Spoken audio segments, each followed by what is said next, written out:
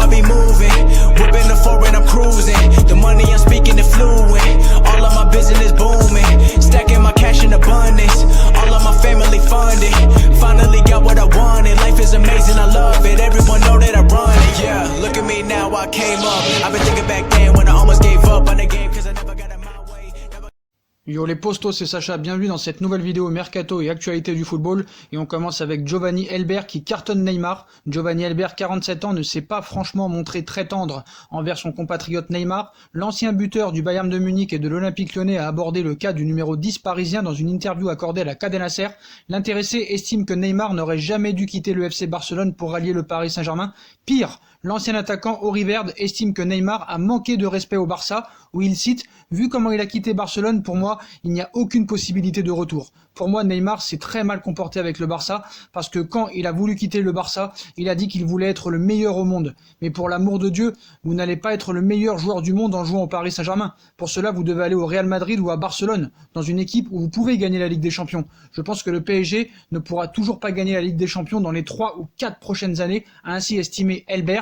Neymar et le PSG apprécieront. Moi, j'apprécie pas du tout par contre, et je ferai une vidéo clash sur ce sujet, et ainsi que tous ceux qui disent qu'apparemment le Paris Saint-Germain n'est pas un grand club, qui n'a pas le droit de gagner avec des champions, parce que apparemment dans le monde du football, il y a que le Barça et le Real Madrid qui ont le droit de gagner la Ligue des Champions. Donc vidéo clash demain ou après-demain à ce sujet.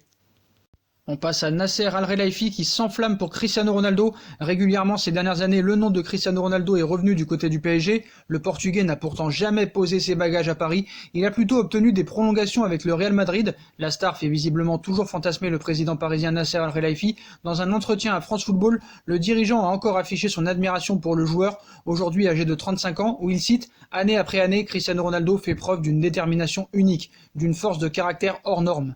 Il reste animé par cette envie de s'améliorer chaque jour et il repousse toujours ses limites. J'admire cette volonté implacable. Il est un grand exemple pour tous les sportifs en devenir. Sait-on jamais, le quintuple Ballon d'Or sera peut-être enfin séduit avec de telles déclarations, mais ne nous emballons pas trop vite. » Pour le mercato parisien, Leonardo et le Paris Saint-Germain savent désormais ce qu'il faut faire, notamment pour Timothy Castagne, latéral de l'Atalanta annoncé comme le successeur de Thomas Meunier, un Belge pour en remplacer un autre, alors que Thomas Meunier s'approche inexorablement d'un possible départ du PSG au terme de son contrat. Leonardo travaille pour lui trouver un remplaçant. Ainsi, selon certaines informations, le directeur sportif du PSG lorgne sur Timothy Castagne. Sous contrat avec l'Atalanta jusqu'en juin 2021, l'international belge ne souhaiterait pas prolonger et représente donc un joli coup à saisir pour le Paris Saint-Germain. Castagne peut quitter l'Atalanta cet été, mais d'après les informations de la Gazzetta dello Sport, les dirigeants de l'Atalanta n'auraient aucunement l'intention de s'opposer à un possible départ de Timothy Castagne au cours de l'été. Le quotidien explique toutefois que si départ il se fera seulement aux conditions du club lombard. Du côté de Bergame, on semble d'ailleurs se préparer au départ du Belge, puisque des contacts auraient été noués pour le remplacer, notamment avec Joachim Mel, arrière droit de Genk. Et Leonardo a toujours une carte à jouer pour Pjanic. Tout ne serait pas perdu pour Leonardo et le Paris Saint-Germain dans la course à Miralem Pjanic. Cet été, Leonardo souhaite renforcer le milieu de terrain du PSG. Il aurait ainsi activé plusieurs pistes et la plupart mènent en Serie A. Il y a Sergej Milinkovic-Savic, Sandro Tonali ou encore Miralem Pjanic. Le milieu de la Juve semble toutefois échapper à Leonardo. La presse italienne et espagnole parle en effet de négociations très avancées entre la Juve et le FC Barcelone concernant un échange entre Pjanic et Arthur Melo qui n'a toutefois pas encore ouvert la porte à un départ de son côté. Leonardo prêt à revenir à la charge pour Pjanic. D'après les informations encore de la Gazzetta dello Sport, tout n'est pas perdu pour le Paris Saint-Germain. Le quotidien explique en effet que la seule possibilité de voir Miralem Pjanic rejoindre le FC Barcelone, c'est dans un échange avec Arthur Melo. Problème, le Brésilien ne souhaite pas partir et bloque donc les choses. Ainsi, Leonardo pourrait revenir à la charge en proposant Leandro Paredes à la Juventus, un joueur qui plaît énormément à Maurizio Sarri. Attention toutefois à Chelsea qui pourrait jouer de son côté la carte de Jorginho, ancien joueur de Sarri qui pourrait bien tout chambouler. Toujours au milieu de terrain, Paris cible Lorenzo Pellegrini pour le prochain mercato estival. Carlo Ancelotti souhaiterait également attirer le milieu de terrain de l'AS Rome à Everton. Lorenzo Pellegrini, 23 ans, fait partie des grandes priorités de Leonardo pour renforcer le milieu de terrain du PSG cet été, au même titre que Bakayoko, Bennacer ou encore Sandro Tonali. Pellegrini plaît beaucoup au directeur sportif du PSG, mais Leonardo devrait faire face à un concurrent qu'il connaît bien dans ce dossier. Ancelotti veut également Pellegrini à Everton.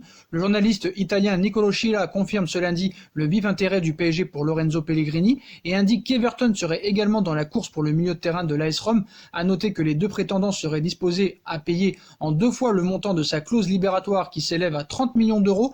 Reste à savoir si Leonardo prendra le dessus sur Carlo Ancelotti. En tout cas, ce qui est bien pour Leonardo et le Paris Saint-Germain, c'est que Paris joue la Ligue des Champions, contrairement à Everton, mais c'est vrai que le championnat d'anglais peut-être plus attirer Lorenzo Pellegrini que la Ligue 1. Mais en soi, Paris a un avantage certes sur ce dossier. On passe à Lautaro Martinez. Le FC Barcelone aurait formulé une offre concrète à l'Inter de Milan, annoncée comme la grande priorité pour cet été. Lautaro Martinez, véritable révélation de la saison de Serie A au poste d'attaquant. Martinez fait beaucoup parler de lui. Le buteur de l'Inter de Milan serait en effet la grande priorité du mercato du FC Barcelone, ayant même doublé Neymar du Paris Saint-Germain. Il faut dire que l'Argentin a un sponsor de tout premier rang en Catalogne avec Lionel Messi. Le sextuple Ballon d'Or militerait en effet auprès de ses dirigeants pour qu'il recrute Lautaro Martinez. Le problème, c'est que du côté de l'Inter de Milan, on ne semble pas vraiment vouloir le laisser filer. Le Barça aurait offert 80 millions d'euros plus un joueur pour Lautaro Martinez. Mais d'après les informations, encore une fois, de la Gazzetta dello Sport, le FC Barcelone aurait formulé une offre de 80 millions d'euros à l'Inter, plus un joueur dont l'identité n'est pas révélée. Les dirigeants du club lombard ont refusé cette offre, puisque leur position n'a jamais changé. Lautaro Martinez n'est pas à vendre, et si vraiment un club souhaite le recruter, il n'a qu'à payer la clause de départ du joueur qui est fixée à 111 millions d'euros. Le quotidien explique toutefois que les Nerazzurri auraient relancé le Barça en leur demandant 90 millions d'euros, plus Junior Firpo et Nelson Semedo. Cette formule serait la seule qui pourrait les convaincre de ne pas empocher l'intégralité de la clause de Lautaro Martinez, qui sera sans doute le feuilleton de cet été. Et on passe au rival madrilène. Le Real Madrid a choisi son trio galactique pour 2021. Selon les informations de la presse madrilène, le club sait déjà sur quel trio offensif il veut s'appuyer à partir de l'été 2021. Le Real Madrid semblait avoir des plans XXL pour ce mercato estival, mais les récents événements liés à la pandémie ont, comme pour beaucoup d'autres clubs, obligé la direction merengue à revoir ses intentions. Le prochain marché des transferts s'annonce donc plutôt calme, avec des merengues qui comptent bien s'appuyer sur le retour de joueurs prêtés ou sur un Eden Hazard qui a souvent été handicapé par les pépins physiques lors de son premier exercice du côté de la Concha Espina. En revanche, pour 2021, Florentino Pérez voit déjà les choses en très grand, à tel point que la presse madrilène, et plus précisément le quotidien AS, a déjà trouvé un nouveau surnom au futur trio offensif du Real Madrid, la MAH, après la BBC ou la MSN. À Barcelone, le club de la capitale espagnole veut ainsi s'offrir un trio composé de Kylian Mbappé, Erling Braut Haaland et Eden Hazard, un trio que l'on considère très complémentaire à Madrid, puisqu'il permettrait à l'équipe d'avoir des tueurs devant le but, de la vitesse et de la créativité, tout pour garantir un sacré spectacle dans ce nouveau Bernabéu donc. Donc As s'enflamme ce matin en parlant d'un trio de feu qui pourrait atterrir l'année prochaine. Donc malgré cette première saison en demi-teinte, le Real Madrid a toujours confiance en Eden Hazard et les merengues estiment qu'il a beaucoup à offrir. Quant au goléador norvégien, on pense qu'il prendra rapidement la place de Karim Benzema et les Blancos voient en lui le futur attaquant madrilène pour la prochaine décennie. La bonne relation de la direction avec Mino Raiola pourrait clairement servir les intérêts du club de la Liga. Quant aux Français, il est le grand rêve de Florentino Pérez qui espère pouvoir se l'offrir à 1 an de la fin de son contrat avec le Paris Saint-Germain, un trio offensif qui serait en plus particulièrement jeune avec un âge moyen de 24,3 ans, et le média rajoute que Vinicius Junior aura aussi un rôle important à jouer avec Rodrigo, Marco Asensio ou Karim Benzema en remplaçant de luxe pour l'entraîneur merengue. L'argent ne devrait pas forcément être un problème d'ici 1 an puisque les Madrilènes ont en plus de ça une masse salariale relativement basse et s'attendent à encaisser de gros chèques dans les prochains mois en se séparant d'éléments indésirables comme Gareth Bale ou James Rodriguez. Les supporters merengues peuvent déjà se frotter les mains, mais certes, il faudra déjà réussir à vendre Gareth Bale, parce que je pense que 60 millions pour Gareth Bale, c'est très cher, ainsi que James Rodriguez, qui est, on sait, annoncé avec grande discussion avec l'Atlético Madrid.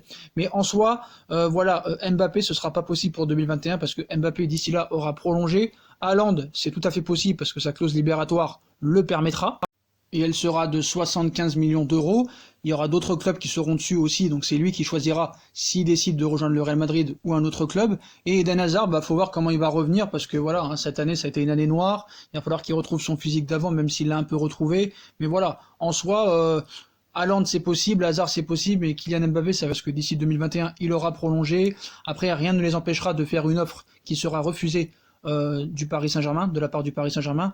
En soi, le Real Madrid pourrait se rabattre sur Sadio Mané. Voilà les postos, voilà pour toutes les infos mercato du jour. Comme d'habitude, dites-moi en commentaire ce que vous en pensez. Je compte sur vous pour liker un maximum, bombarder la barre de like, on partage, on commente, on s'abonne, on active la petite cloche pour être tenu au courant des vidéos qui vont sortir. On me rejoint sur mes différents réseaux sociaux qui seront en bas en description, ainsi que sur Utip si vous voulez aider la chaîne à évoluer en regardant les pubs gratuitement ou en faisant un petit don. N'hésitez pas aussi à vous abonner à ma deuxième chaîne YouTube No Feeling. Voilà les postos, je vous souhaite à tous une très bonne continuation et à très vite pour une nouvelle vidéo les postos. Tchuss.